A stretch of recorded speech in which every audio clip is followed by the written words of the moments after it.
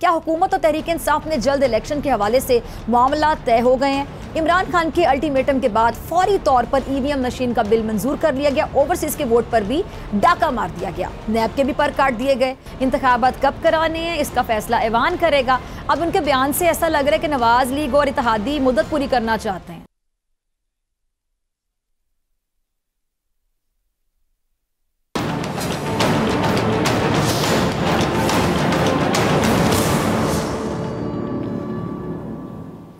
अस्सलाम वालेकुम नाज़रीन, मैं हूं डॉक्टर फ़िज़ा अकबर खान और मैं हूं पाकिस्तान और आप देख रहे हैं पाकिस्तान के सबसे बड़े न्यूज़ चैनल का नंबर 1 प्रोग्राम ऐसे नहीं चलेगा।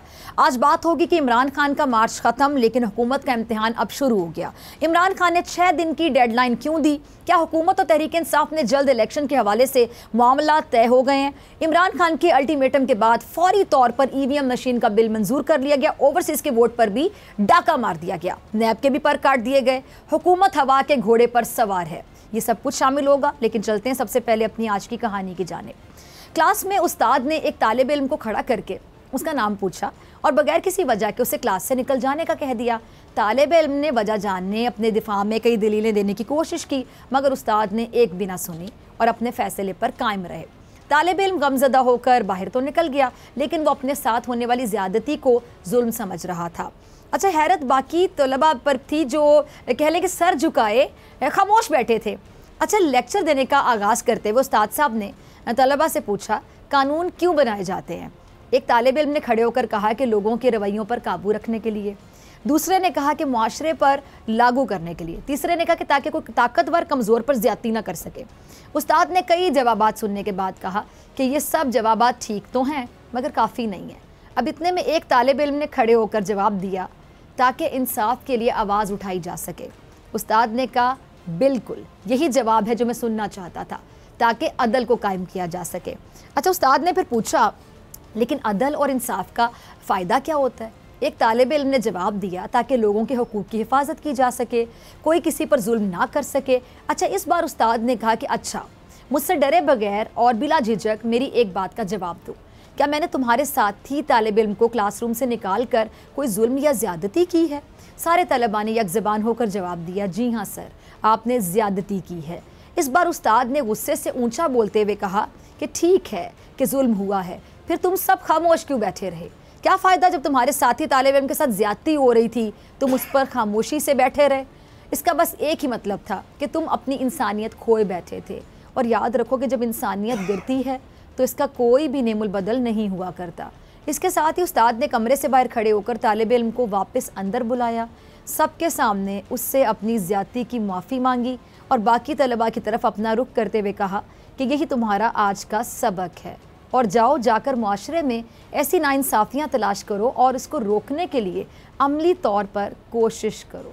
अब नाज़रीन, जिस तरह कहानी में उस्ताद साहब ने तालिब इल्मों को नाइंसाफ़ी को रोकने का दर्स दिया, बिल्कुल उसी तरह हमारी सियासत में इमरान खान ने अपनी अवाम को जगाया और अब उनमें जुल्म को जुल्म और जालिम को जालिम कहने का शऊर आ गया, जो इमरान खान ने सिखाया। शायद इमरान खान ने अवाम को जगा दिया, इसलिए अवाम इमरान खान के कॉल पर तमाम रुकावटें अबूर करके हुकूमत का तशद्दुद बर्दाश्त करते हुए सख्त गर्मी में भी इस्लामाबाद पहुँचे। अवाम अब अपने हुकूक की जंग खुद लड़ रही है और खुशकिस्मती की बात यह है कि अवामी हुकूक की इस जंग की कमांड इमरान खान कर रहे हैं। इमरान खान ने इतना पुरअमन मार्च किया, लेकिन हुकूमत ने इंतशार को हवा देने की हर मुमकिन कोशिश की। तहरीक इंसाफ के सीनियर रहनुमाओं के घरों पर छापे मारे गए, कई गिरफ्तारियां की गईं, लेकिन इसके बावजूद इमरान खान ने अपनी ज़ात और अपनी जमात की हद तक सब कुछ तहम्मुल से अवाम के लिए बर्दाश्त किया। लेकिन जब एक हुकूमत को साजिश के तहत लाया गया, अवाम के वोटों से आई मुंतखब हुकूमत का खात्मा किया गया, तो इमरान खान अवाम के वोट और कौमी सलामती के तहफ़्फ़ुज़ के लिए मैदान अमल में कूद पड़े। अच्छा, इमरान खान ने बहुत पुरअमन तरीके से इस मार्च को इख्तिताम तक पहुंचाया।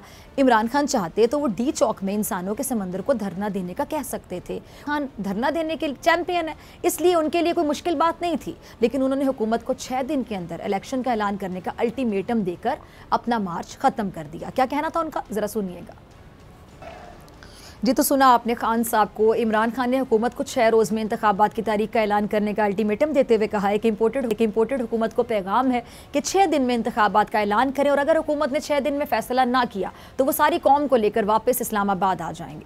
अच्छा नाज़रीन, इमरान खान ने जब सवाबी से इस्लामाबाद की तरफ मार्च का ऐलान किया तो उस वक्त ये खबरें गर्दिश करने लगी कि इमरान खान और हुकूमत के दरमियान मुआहदे तय पा गए और इस मुआहदे के तहत इमरान खान इस्लामाबाद की तरफ मार्च तो करेंगे लेकिन वो सिर्फ जलसा करके वापस आ जाएंगे। लेकिन इमरान खान इस मुआहदे की सख्ती से तरदीद करते रहे। लेकिन ये बात तय है कि इमरान खान हुकूमत को मजीद वक्त देकर बड़ेपन का सबूत दे रहे हैं, अपनी अवाम का एहसास कर रहे हैं कि उनको ज्यादा तकलीफ का सामना ना करना पड़े। और वैसे भी इमरान खान ने हुकूमत को मार्च करके ये वाज़े पैगाम भी दिया कि वो हुकूमत के तमाम तर हथकंडों के बावजूद अवाम के समंदर के साथ मार्च कर सकते हैं और अगर हुकूमत 6 रोज़ के अंदर इंतखाबात का ऐलान नहीं करती तो फिर इमरान खान के लिए कोई मुश्किल नहीं है कि वो एक बार फिर से पहले से ज्यादा अवामी ताकत के साथ इस्लामाबाद पहुंच जाएं, वहां उस वक्त तक बैठे रहें जब तक हुकूमत नए इलेक्शन का ऐलान नहीं कर देती। अच्छा नाज़रीन, चाहे हुकूमत पहले से भी ज्यादा जुल्म और जबर के पहाड़ क्यों ना तोड़े, इमरान खान अपने रास्ते से कभी पीछे नहीं हटेंगे। जैसे कि बोल न्यूज़ के सीनियर एंकर पर्सन और सहाफ़ी समी इब्राहिम हक और सच के रास्ते से किसी भी सूरत पीछे हटने को तैयार नहीं है। आज इस्लामाबाद हाई कोर्ट में समाअत के दौरान चीफ जस्टिस ने इस्तफसार किया कि अदालत में सहाफ़ी FIA के खिलाफ शिकायत दायर कर रहे हैं। समी इब्राहिम के खिलाफ शिकायत गुजार कौन है? FIA ने जवाब दिया कि हमने समी इब्राहिम को नोटिस किया है कि ये शामिल तफ्तीश हो जाएं। अदालत ने समी इब्राहिम से कहा कि आप PFUJ के जरिए FIA को अपना बयान भेज दें, FIA भी केस का दोबारा जायजा ले। अदालत से मुतालिक लोग बहुत कुछ कहते हैं मगर अदालत कभी नहीं घबराई। बाद अज़ां चीफ जस्टिस अतर मीनुल्लाह ने केस की समाअत 10 जून तक मुलतवी कर दी। अब मुत्तहिदा हुकूमत हर अपने रास्ते से दूर करना चाहती है जो उसके रास्ते में रुकावट बन जाए और ये लोग जिस मकसद के लिए आए थे वो इन्होंने अब पूरा कर लिया है। कैसे पूरा किया ये मैं आपको शहबाज शरीफ साहब के क्लिप के बाद बताऊंगी, जरा पहले क्लिप देखिएगा।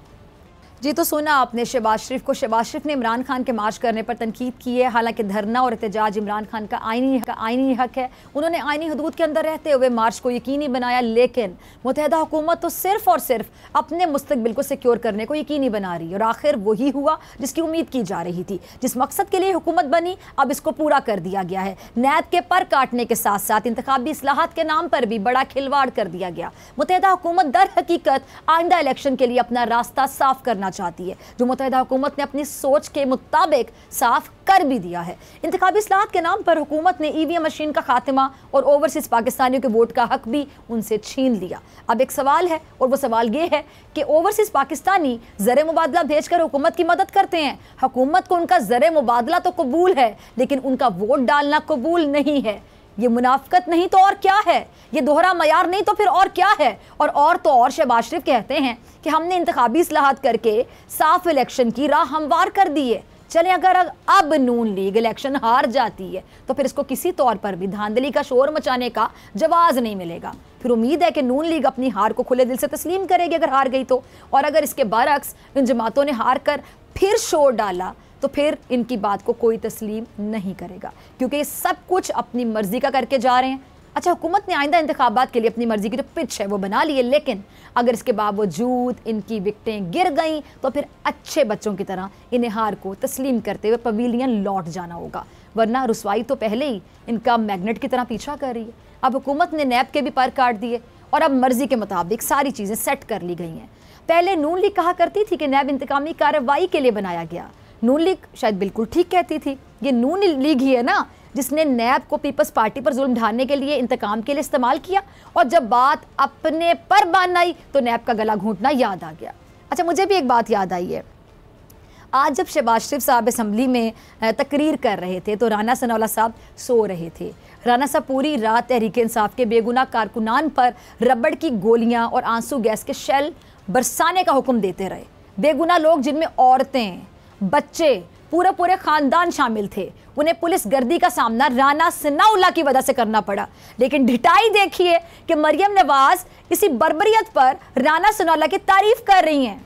शर्म आनी चाहिए मरियम साहिबा, आप खुद एक औरत है। औरतों पर गोलियां बरसाना, आंसू गैस की शेलिंग कराने को आप राना सनाउल्लाह साहब की बहादुरी कह रही हैं? ये कौन सी बहादुरी है कि अपने ही लोगों पर इस तरह से तशद्दुद किया जाए जैसा कि दुश्मन के साथ भी ना किया जाए?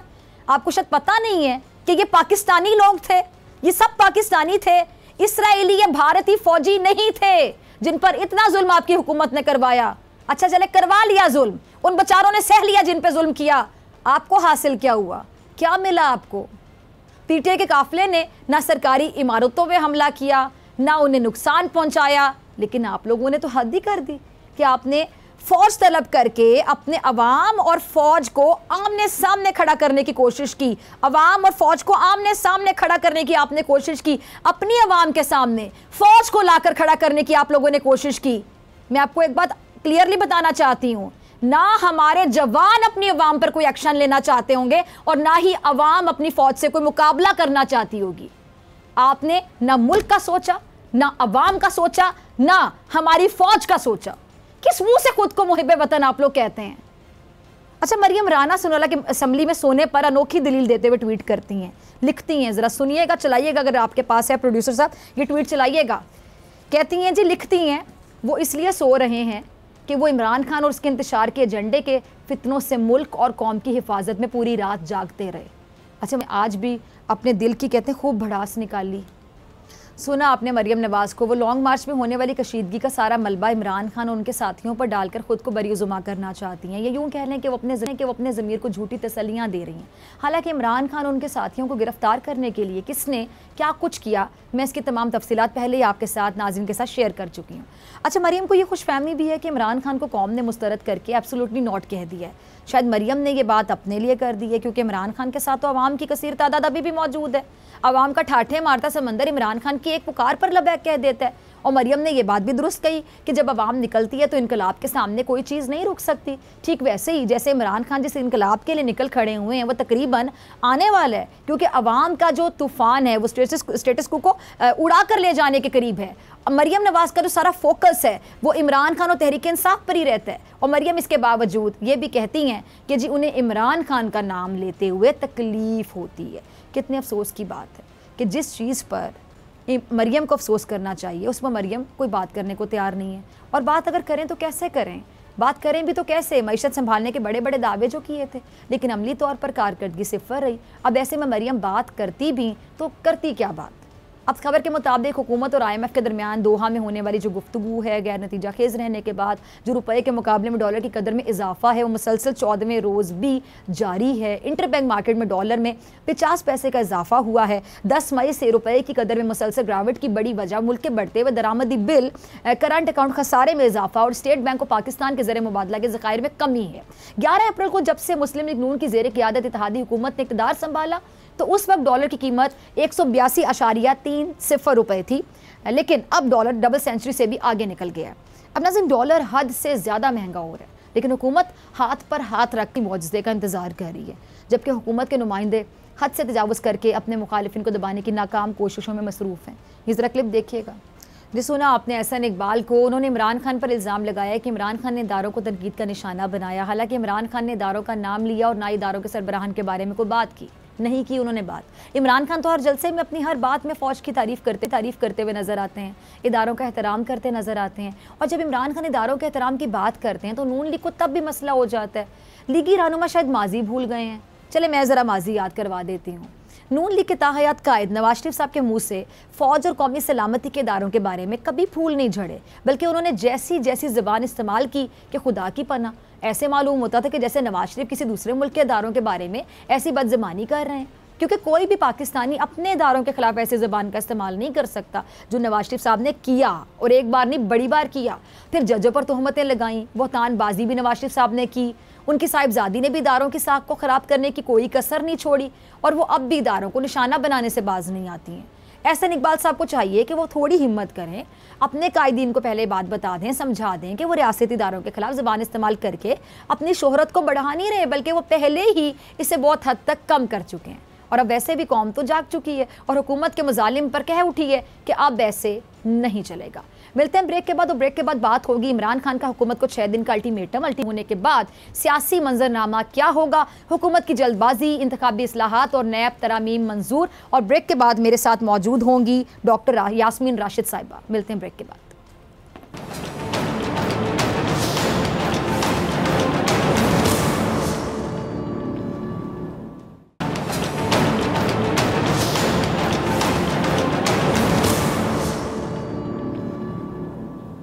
वेलकम बैक नाजरीन। इमरान खान का हुकूमत को 6 दिन का अल्टीमेटम खत्म होने के बाद सियासी मंजरनामा क्या होगा, हुकूमत की जल्दबाजी, इंतखाबी इस्लाहात, नैब तरामीम मंजूर, मरीम नवाज सुप्रीम कोर्ट से नाखुश क्यों हैं, इन सब पे बात करने के लिए मेरे साथ एक बहुत मोअज़्ज़ज़, बहुत ही प्यारी मेहमान मौजूद हैं। तहरीक इंसाफ की सीनियर रहनुमा, साबिक वज़ीर सेहत पंजाब डॉक्टर यास्मीन राशिद साहिबा। डॉक्टर साहिबा बहुत शुक्रिया वक्त देने के लिए। डॉक्टर साहिबा बहुत कम लोग होते हैं जिनकी बहुत ज़्यादा इज्जत मुखालिफिन भी करते हैं, और मैंने मुखालिफिन के मुंह से आपकी अक्सर तारीफ़ सुनी है, जिसके बाद मुझे मेरे ख्याल से कहना चाहिए कि आप उन लोगों में शामिल होती हैं जिनकी मुखालिफिन भी इज्जत करने पे मजबूर है। लेकिन ये जो कल हुआ और उससे पहले भी जो हमाद अज़हर साहब के घर पे जब छापा मारा गया था, तो वहाँ पे भी जब मैंने आपको देखा, तस्वीर बड़ी वायरल थी, जिस तरह आपने वहाँ पे बैठ के एहतजाज किया, आवाज़ उठाई, वो देख कर यकीन जानिए, एक तो होता ना कैसे जुमला कह देने के दिल खून के आंसू रो रहा था। वाकई मुझे बहुत तकलीफ़ हो रही थी, क्योंकि आपका जो किरदार है, आपने कोविड के लिए कितनी फ़ाइट की, आप खुद एक कैंसर सर्वाइवर हैं, आपकी बड़ी खिदमात हैं, सबसे बढ़ के आप एक खातून हैं, किसी चीज़ का लिहाज नहीं किया गया। पहले तो मैं आपके तासुरात जानना चाहूँगी, ये सब कुछ जो किया गया, मतलब वो ये मरियम अक्सर कहती हैं कि जी निहत्ती लड़की से डरते हैं, अब अपनी बातें भूल गई होंगी, तो निहत्ती खातून से डर रहे थे, मतलब आपसे खौफजदा थे। कल भी जो होता रहा, आपकी गाड़ी के शीशे तोड़े गए, आपने बड़ी हिम्मत के साथ उनका मुकाबला किया, क्या कह रहे थे, गिरफ्तार करना चाह रहे थे, आपको जाने नहीं दे रहे थे। प्लीज़ ज़रा शेयर कीजिएगा कौम के साथ, अवाम के साथ। देखिए फिज़ा, मैं आपको बात बताऊं, ये नून लीग वालों को झूठ बोलने की इतनी आदत है कि कहते हैं इतना झूठ बोलो कि सच साबित होनी चाहिए। ना इनके पास औरतों की इज्जत है, ना ये चादर और चार दीवारी जो है उसकी इज्जत करते हैं, ना ये पाकिस्तान की कौम से इनकी कोई अटैचमेंट है। ये सिर्फ़ और सिर्फ अपने इंटरेस्ट के अंदर आए हैं, जिसमें ये मरियम बीबी भी शामिल है। वजह यह है, आपकी परवरिश अगर चोरों के घर हो तो आपने चोर ही निकलना है ना, बड़ा मुश्किल है कि आप ईमानदार बने। अब इम्पॉर्टेंट ये चीज़ है कि इस वक्त जो हम जंग लड़ रहे हैं वो पाकिस्तान की बका के लिए। हम चाहते हैं कि बेहतर पाकिस्तान। कल मैं चली जाऊँ इस दुनिया से तो मैं क्या मुंह दिखाऊंगी अल्लाह ताला को कि जब जुल्म हो रहा था, ज़्यादती हो रही थी इस पाकिस्तान की सालमियत के ऊपर, और वो पाकिस्तान जो ला इलाहा इल्लल्लाह मुहम्मद रसूलुल्लाह के कलमे पे बना हुआ, हम उसकी दफ़ा भी ना कर सके। तो मैं तो इसलिए ये जंग लड़ रही हूँ, और ये जितना मर्ज़ी करें हम इंशाल्लाह लड़ते रहेंगे। ये जिस चीज़ को समझते हैं कि ये हमारी बेइज्जती कर रहे हैं, अल्लाह ताला हमारी इज़्ज़त में इजाफ़ा कर देता है। मैं आपको सही बात बताऊं कि इमरान खान जो बात कहते हैं ना कि 3 चीज़ें अल्लाह ताला ने अपने पास रखी, आपका रिस्क, मौत का वक्त और इज़्ज़त और ज़िल्लत उसने अपने पास रखी। ये जो मर्ज़ी कर लें, हमारे दिल में जब हम सबको कन्विंस्ड है कि ये अल्लाह के पास है, तो हमें किसी चीज़ का खौफ और ख़तर नहीं है। ये जो मर्ज़ी कर लें, जितना मर्ज़ी जुल्म ढाएँ, हम इंशाल्लाह खड़े रहेंगे। तकलीफ़ ज़रूर होती है, तकलीफ़ इसलिए होती है कि वो बेचारे पुलिस वाले जो हैं ना, जो अहलकार हैं, वो नहीं करना चाहते। मुझसे अहलकारों ने माफ़िया मांगी हैं, उन्होंने हाथ जोड़ के कहा मैडम हम आपकी बड़ी इज्जत करते हैं, हम कुछ नहीं कहना चाहते, पर इनके पास एक ख़ास ग्रोह है गुल्लू भट्टों का, जो ख़ास इनके बदमाश हैं, जिनको इन्होंने एम्प्लॉय किया हुआ है। आपके फेडरल गवर्नमेंट के लेवल पे एक कातिल बैठा हुआ है, और यहाँ एक बड़ा डकैत बैठा हुआ है और चोर बैठा हुआ है जिसका नाम हमज़ा है, और ये दोनों मिल के इस पंजाब को इन्होंने टोटल एक पुलिस स्टेट बना के जितना जुल्म ढा सकते हैं ये कर, और इंशाल्लाह हम इस जुल्म के ख़िलाफ़ खड़े रहेंगे। इनको ये पता नहीं है कि आवाम इनके बारे में क्या सोच रही है। आप इस तरह इंतशार फैला के, इस तरह लोगों को मार के, ज़दोकोब करके, प्रॉपर्टीज डिस्ट्रॉय करके, कल मेरे हलके के अंदर 5 प्राइवेट गाड़ियां इन गुल्लू भट्टों ने तोड़ी। सबसे पहली बात है कि मेरी एक गाड़ी तोड़ी, दूसरी जो मेरी बैकअप गाड़ी थी जो खड़ी भी थी उसको आके उसकी स्क्रीन तोड़ी और उसके टायरों को के अंदर सुए लगा। ये इस तरह की आपने पहले कभी इस तरह की हरकतें देखी हैं? ये मैंने 72 साल की मेरी उम्र है, मैंने तो आज तक ज़िंदगी के अंदर मार्शल लॉ में भी इस तरह की हरकतें नहीं देखी। ये वो लोग हैं जिन्होंने निहत्थों पे गोलियां चलाई, और आपको पता है कि मॉडल टाउन की उसमें इन्होंने कत्ल किए। अब मकसद ये है, आप सोचेंगे मेरे दिल पे क्या गुजरती होगी वो बंदा जो सारी ज़िंदगी, मैं तो पाकिस्तान से सवाए अपनी पढ़ाई के लिए बाहर कभी नहीं गई, पाकिस्तान से बहुत मोहब्बत है, मैं पाकिस्तान में रहना चाहती हूँ और मैं पाकिस्तान की हमेशा खिदमत करूँगी। ये लोग बाहर से बैरूनी ताकतों के थ्रू आके हमारे सर पे मुसल्लत किए गए। नवाज शरीफ बैठा हुआ है इंग्लैंड, ये सारी काबीना उड़ के वलैत गई। तो आज से जो ग़ुलामी का दौर 1947 में ख़त्म हुआ था वो हमें दोबारा याद आ गया। वो दोबारा याद आ गया ना कि इसका मतलब है हम तो महकूम ही हैं। तो अब अगर इस महकूमी से हमने निकलना है और उस ग़ुलामी से निकलना है तो इंशाल्लाह ये जिहाद जारी रहेगा। और ये जो मर्जी कर ले, हम डरने वाले दिन नहीं पैदा हुए। अल्लाह डॉक्टर ताला साहब, की आपने ज़ात नवाज के शरीफ साहब का अलावा जिक्र किया, वो बाहर गए तो वो तो दवाई लेने के लिए बाहर गए थे और मुझे याद है तब आप वज़ीर सेहत थी और तब गए थे। देखिए अब कितना कुछ चेंज हो गया, अब आप भी वज़ीर सेहत नहीं है, कितने चेंजेस आ गए। मतलब आपकी हुकूमत आप लोगों की चली गई, जिस तरह दूसरी हुकूमत आ गई जिसको आप लोग इम्पोर्टेड हुकूमत कहते हैं। नवाज शरीफ साहब को दवाई नहीं मिली, अभी तक वापस नहीं आए, कितना कुछ हो गया। वो कोशिश कर रहे हैं। दवाई असल में तो ये चाहिए कि उनकी जेल जो है वो ख़त्म हो। अब इनके अपने वक्त के अंदर जब इनकी अपनी हुकूमत थी, उस हुकूमत के दौरानिया में इनको जेल किया गया, अगर आपको याद हो, डिसक्वालीफाई किया गया, इनके ऊपर सेंटेंस की गई। हमारे वक्त में तो नहीं था ना, उसके बाद ही खाकान अब्बासी जो था वो प्राइम मिनिस्टर बना ना, इनका अपना दौर था। उसके बाद इन्होंने जेल काटनी थी, 7 साल जो काटनी थी, उसको जेल में रहना को आसान काम है। इन्होंने बहाने दर बहाने बना के, और ये जब ये थ्रोम्बोसाइटोपेनिक परपरा के लिए आया तो उसकी ट्रीटमेंट तो हमने यहाँ शुरू कर दी थी। ये कहते थे कि जो मेरे दिल की तकलीफ़ है वो मैं अपने मुआलिज से करवाना चाहता हूँ उसका इलाज, क्योंकि मुझे दिल में एंजाइना, माइल्ड एंजाइना होता है। अब वो 2-2.5 साल से वहाँ बैठे हुए तकरीब कारी भी कर रहे हैं, सेहतमंद भी हैं, हर किस्म की बातें भी कर रहे हैं। लेकिन एक बात ज़रूर है कि घर से निकलना मसला बन गया है। औलाद उनकी बाहर निकले तो चोर चोर की आवाज़ें लगती हैं। तो अल्लाह ताला ने इज़्ज़त देनी है और अल्लाह ताला ने ज़िल्लत देनी है। आप जितना जुल्म करेंगे उसकी जवाब में उतना ही अल्लाह ताला आपको जवाब देगा, क्योंकि वो कहते हैं ना इंसाफ जो है ना ये कुदरत की तरफ से आता है। अच्छा डॉक्टर साहब, इमरान खान साहब ने जो हुकूमत को नए इंतखाबात का ऐलान करने के लिए, असम्बलियाँ तहलील करने के लिए 6 रोज़ का अल्टीमेटम दिया है।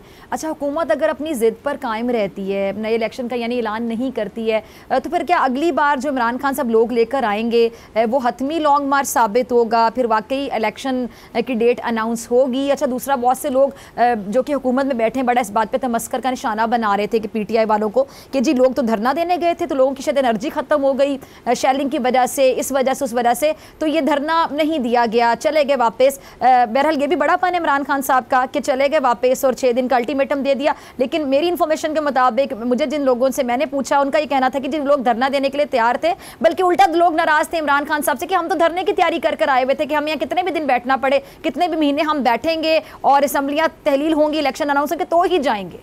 उनकी एनर्जी में कोई कमी नहीं थी, इंथुसिज्म में कोई कमी नहीं थी, लोगों की एनर्जी में कोई कमी नहीं थी। इमरान खान साहब ने एक अच्छा डिसीजन लिया।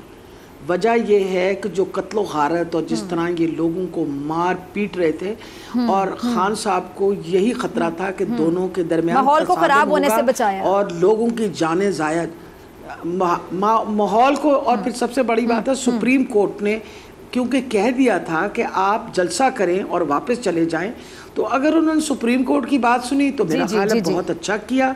और अगले 6 दिन में हम कहीं चले नहीं गए, पाकिस्तान छोड़ के थोड़ी गए हैं। इस हुकूमत को इंशाल्लाह ये जो इम्पोर्टेड हुकूमत है उसको निकाल के रहेंगे, आप बिल्कुल तसल्ली रखिए। पाकिस्तान के लोग उसी तरह जोश में हैं, उनको बिल्कुल इमरान खान साहब से नहीं नाराज़ होना चाहिए, क्योंकि हमारे लिए हर बाशिंदा इस पाकिस्तान का जो है वो इतना अहम है। लोगों और पुलिस के दरमियान जो ये तसादुम कराने की कोशिश कर रहे थे, उसमें खुदा न 5 हमारे कारकुन शहीद हो चुके हैं। आपको पता है आज जिस बच्चे के घर में अफसोस करने गई, फैसल के घर, 2 छोटी छोटी उसकी बच्चियां, एक 9 साल की, 3 साल की, ये कहाँ से जवाब देते फिरेंगे? हमें तो शायद ना दें, अल्लाह कुदरत ने जो इनके ऊपर करना है इनको याद आ जाएगा। वजह यह है कि अल्लाह ताला इस तरह के जुल्म को है ना एक हद तक, वो कहता है उसने रस्सी दे रखी है और जिस दिन खींची इनको समझ आ गई। अव्वल तो अब तक ही इनको समझ आ जानी चाहिए। वो कहते हैं, हम सुना करते थे कहावत, फूट पड़े वो सोना जिससे टूटे कान। अरे ये सारे पैसे इकट्ठे करके, ये सारी दौलतें इकट्ठे करके कहाँ जाना है तुमने? जब जाओगे तो खाली हाथ जाओगे। अल्लाह से डरो, कोई खौफ करो और अपने आप को इस वक्त पूरी कोशिश करो कि इस कौम की बका के लिए बहुत बेहतर है कि आप जितनी जल्दी हो सके इलेक्शन करवा दें, ताकि दूध का दूध और पानी का पानी हो जाए। आप कहते हैं आप बहुत पॉपुलर हैं, तो फिर अपनी पॉपुलैरिटी रखें। डॉक्टर साहब, मुझे शॉर्ट ब्रेक का कहा जा रहा है, आप हमारे साथ ही मौजूद हैं, शॉर्ट ब्रेक देते हैं। ठीक है, इलेक्शन का मुतालबा आप लोगों का है और आप चाह रहे हैं कि जल्द से जल्द इलेक्शन हो जाए, लेकिन जो वज़ीर-ए-आज़म शहबाज शरीफ साहब हैं वो इस हवाले से क्या फरमा रहे हैं, किस राय का इजहार करें, बात करेंगे। डॉक्टर साहब मेरे साथ मौजूद है, शॉर्ट ब्रेक के बाद मुलाकात होती है।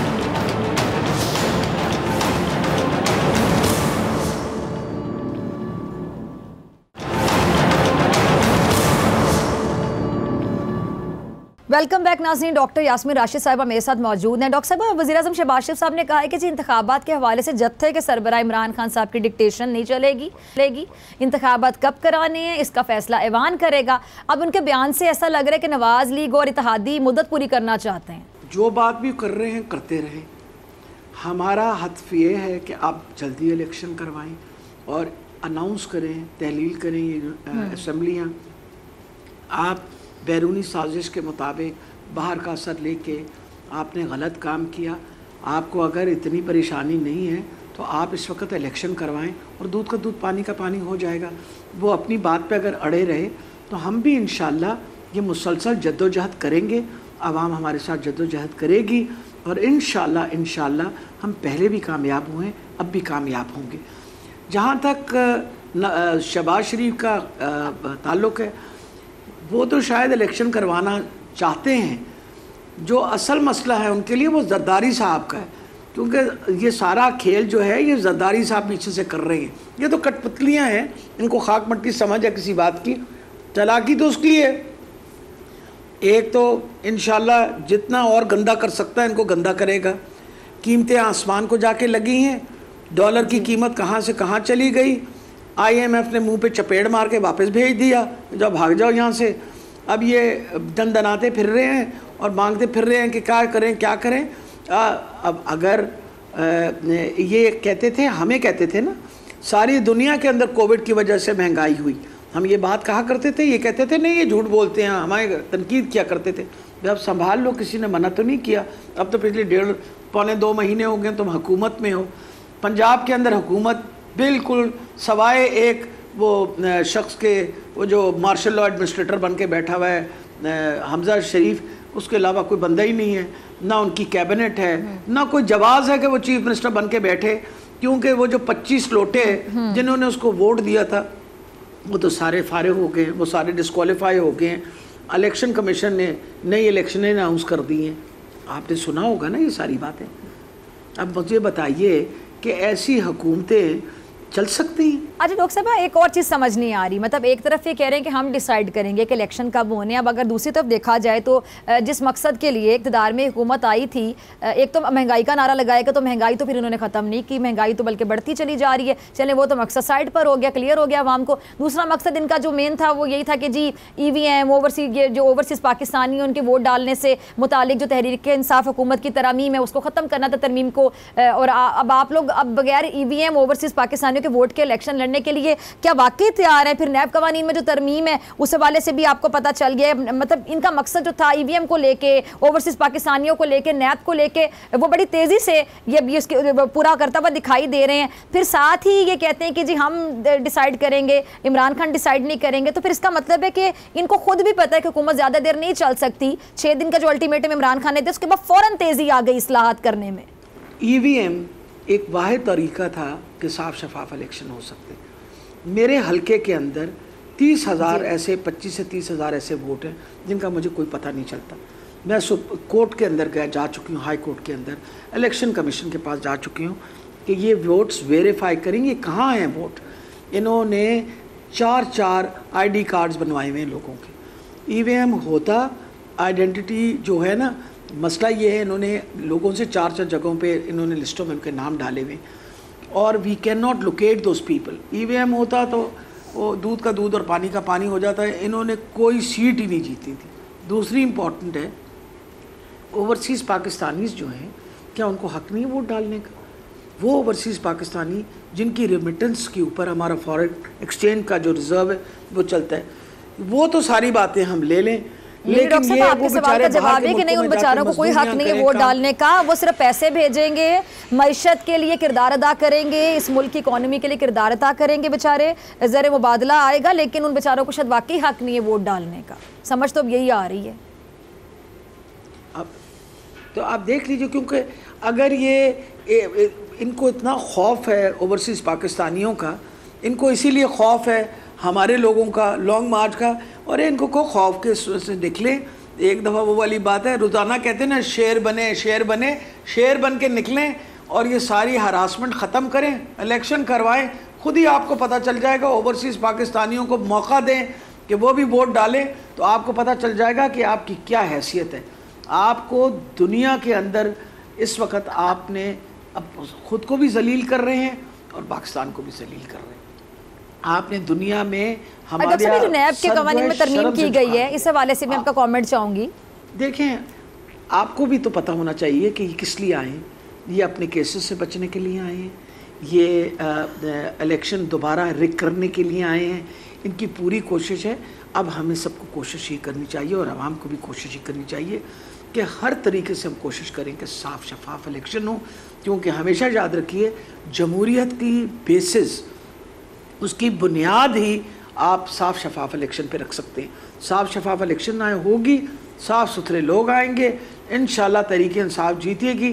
और जिस तरह हम तरक्की की तरफ जा रहे थे, ये कैसी बात करते हैं कि तरक्की नहीं हो। आप मुझे बताइए, कोविड का परफॉर्मेंस, हमारे जो ये क्या कहते हैं वैक्सीनेशन का परफॉर्मेंस दूरी दुनिया में सराहाया गया। 2.25 साल हमने इतनी मेहनत की कि पोलियो का वैक्सीनेशन का, आपके सामने फिर जो हालात हुए हैं। इम्पॉर्टेंट ये चीज़ है कि वैक्सीनेशन का प्रोसेस हमने बढ़ा के कहाँ से कहाँ ले गए, सेहत कार्ड बांटे, एहसास कार्ड बांटे, आपके सारे फैसलाबाद के लूम्स जो थे वो चल पड़े, 2 लाख मजदूर जो बेरोज़गार थे वो रोज़गार हो गए, 6% आपकी ग्रोथ रेट हो गई। पाकिस्तान बिल्कुल, इनको ये ख़तरा था कि ये 1.5 साल में हमने अपना डिलीवर कर देना है। छोटा सा एग्जांपल देती हूँ, गंगाराम अस्पताल के साथ में मदर एंड चाइल्ड ब्लॉक जो है पर्सनली सुपरवाइज करी थी कि किसी तरह जल्दी तैयार हो माओं और बच्चों के लिए। हमारे पास प्रॉपर जगह ही नहीं है, आते सार रोक डाला है, वो मुकम्मल नहीं हो रहा, यानी मुकम्मल शुदा अस्पताल जो उसको चलाने को तैयार नहीं है। इसी तरह मियाँ वाली का अस्पताल जो मुकम्मल हो रहा और इस महीने में मुकम्मल होना था, उसको रोक दिया। इसी तरीके से जो अस्पताल हम बना रहे थे, 23 अस्पताल बने, सबको रोक डाला। जैसे कहें को खुदा का खौफ करा करें, शर्म किया करें। ये सारे ये जो तरक्याती काम है, हमने आपका एक काम, मैंने एक हॉस्पिटल का नहीं रोका। और इतना झूठ बोलता है शहबाज शरीफ, इसको हया शर्म आनी चाहिए। PKLI पे हर मरतबा ये आके तकरीर करता है, PKLI पे उस चोर को दोबारा आके बिठा दिया जिसके ऊपर पहले 172 ऑडिट पैराज लगे हुए थे। हमने आके PKLI को चलाया, चलाने के बाद आज के दिन तक वहाँ 200 से ज़्यादा लिवर ट्रांसप्लांट और 300 के करीब जो है वो किडनी ट्रांसप्लांट हुए। और ये आके खड़ा होके कहता है इन लोगों ने इस अस्पताल को जाया। अरे लोगों को की आंखों में आप धूल नहीं झोंक सकते, कुछ हद तक ही लोग यकीन करेंगे। तुम्हारा इतना झूठ ये कोशिश करते हैं, इतना झूठ बोले, इतना झूठ बोले कि लोग इसको सच समझना शुरू कर दें। ये सवाए झूठ बोलने के कोई और काम नहीं करते। ठीक है जी, बहुत शुक्रिया डॉक्टर साहिबा आपके वक्त के लिए। और नाज़रीन, इसी के साथ मुझे दीजिए इजाज़त होगी। इंशाल्लाह कल सेम टाइम सेम चैनल, अगर ज़िंदगी ने वफ़ा की। दुआओं में याद रखिएगा, अपना बहुत ख्याल रखिएगा। अल्लाह निगहबान।